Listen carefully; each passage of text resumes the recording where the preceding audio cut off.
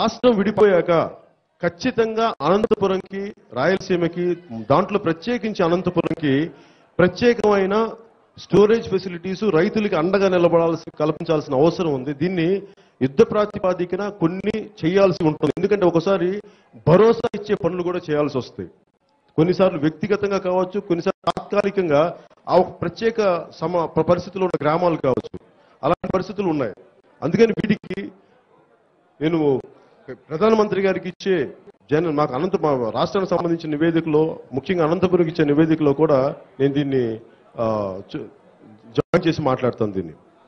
అలాగే ముఖ్యంగా నేను మీ అందరికీ చెప్పదలుచుకుంది ఏంటంటే, నేను ఏదో ఒక 2000 ఒక ఎలక్షన్స్కో 2 ఎలక్షన్స్కో రావట్లేదు. నేను మీకు అండగా నిలబడటానికి. ఎందుకంటే ఒకసారి ఇంతమంది, ఇప్పుడు నేను పాపులారిటీ ఉందనో, నా పాపులారిటీని నేను 10 మంది తెలిసిన ఇంత ప్రేమాభిమానాలని నేను తిరిగి ప్రజా అవసరాలకే దాన్ని వినియోగం చేస్తాను. నాకు నిజంగా డబ్బులు సంపాదించుకోవాలంటే సినిమాలు ఉన్నాయి. నాకు ఈ రోజున సినిమాలు ఉంటే నాకు ఎవరి మీద మాట పడాల్సిన అవసరం లేదు. కానీ ఇన్ని మాటలు పడుతున్నా, ఇన్ని దాడులు ఎదుర్కొంటున్నా కానీ నా లోపల ముఖ్య ఉద్దేశం ఏంటంటే, నేను నా మీద దాడులు ఏదైనా చేయండి, సిద్ధంగా ఉంటాను. కానీ ప్రజా సమస్యల కోసం నేను ఎన్ని దెబ్బలైనా తినడానికి నేను సిద్ధపడే నేను రాజకీయాలకు వచ్చాను. నిజంగా రాజకీయం నాకు ఇష్టం. ఎందుకంటే ఒక అన్నా హజారేని చూసి ఆయన కేవలం ఒక ఏక వ్యక్తిగా ఉండి ఇంత మూమెంటం తీసుకొచ్చినప్పుడు, ఇన్ని 2 దశాబ్దాలు మీ ప్రేమాభిమానాలని నేను ఎందుకు దాన్ని పెట్టుబడిగా తిరిగి ప్రజాక్షేమానికి ఎందుకు పెట్టకూడదు అన్న ఉద్దేశంతో నేను రాజకీయాలకు వచ్చాను. అలాగే నేను మీ నుంచి కోరుకునేది కూడా, ఈ ఒక్క సభలో నన్ను నమ్మమని చెప్పట్లా. నా నడవడికి చూడండి, నేను సమస్యలను తీసుకెళ్లే విధానాలు చూడండి.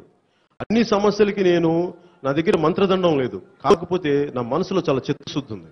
నేను ఎన్ని సమస్యలైనా,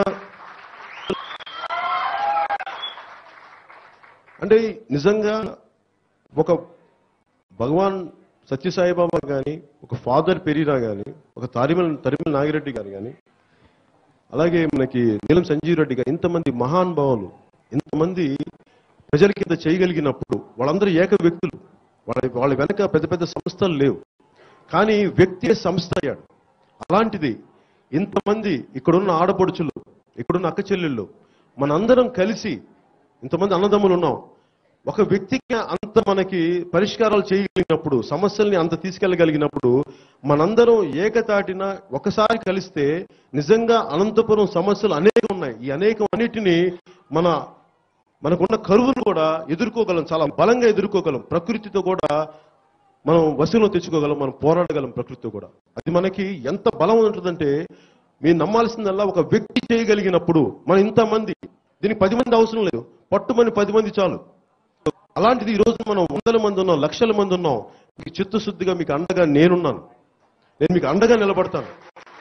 మీ బలాలు కానీ, మీ నమ్మకాన్ని కానీ మీరు నేననేది ఈ నమ్మకం, మీరు నాకు జనసేనకే ఓట్లేయమనే నేను అడగను ఎప్పుడు. మీరు నా వెనక అండగా ఉంటే నేను చాలా ప్రభుత్వాల చేత కూడా పని చేయించగలను, కేంద్రం చేత కూడా పని చేయించగలను. కానీ మీరు నాకు అండగా ఉండాలి. మొన్న కూడా చెప్పాను, నాకు ఎవరితోటి ఫోటోలు తీయించుకోవాలని కానీ, నేను మీ ఎజెండాలు మోసానో నన్ను గుర్తించండి, నాకు అవసరం లేదు. ఎందుకంటే మీ మనసులో నాకు ఇచ్చిన గుర్తింపు నాకు ఎవరికంటే ఎక్కువ గుర్తింపు కాదు. అది చాలు నాకు.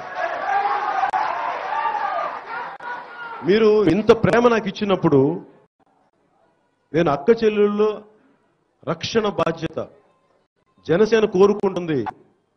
ప్రతి ఆడపడుచు ఇంటి నుంచి బయటికి వస్తే తిరిగి ఇంటికి వెళ్ళే వరకు క్షేమంగా ఉండే సమాజం కోసం నేను నిరంతరం పోటీ చేస్తాను. జనసేన నిలబడుతుంది. అక్క చెల్లెలతో పెరిగిన వాడిని, చిన్నమ్మతో పెరిగిన వాడిని, వదినలతో పెరిగిన వాడిని. నాకు అక్కల బాధ, ఆడపడుచుల బాధ, తల్లి బాధ ఎలా ఉంటుందో నాకు తెలుసు. అందుకని నాకు 2 కూతుర్లు కూడా ఉన్నారు. అందుకని నేను ఏదన్నా ఆడపడుచుల సమస్యలుంటే నేను చాలా కడుపులో దాచుకొని నేను అర్థం చేసుకునే వ్యక్తిని. దయచేసి ఇంకొన్ని సమస్యలున్నా అవి నేను కడుపులో దాచుకొని నేను వాటి సమస్యకు పరిష్కారం ఎత్తుతాను మీకు సవినయంగా తెలియజేసుకుంటూ. అలాగే నేను మీ నుంచి కోరుకునేది, మీరు నాకు అండగా నిలబడండి. హాయ్, నేను మీ Raja Ravindra. Please subscribe New Waves. ఇలాంటి మరిన్ని మంచి వీడియోలు కావాలని కోరుకుంటున్నారా? అయితే పక్కనే ఉన్న గంట సింబల్ను క్లిక్ చేయండి. అలాగే సబ్స్క్రైబ్ చేయండి.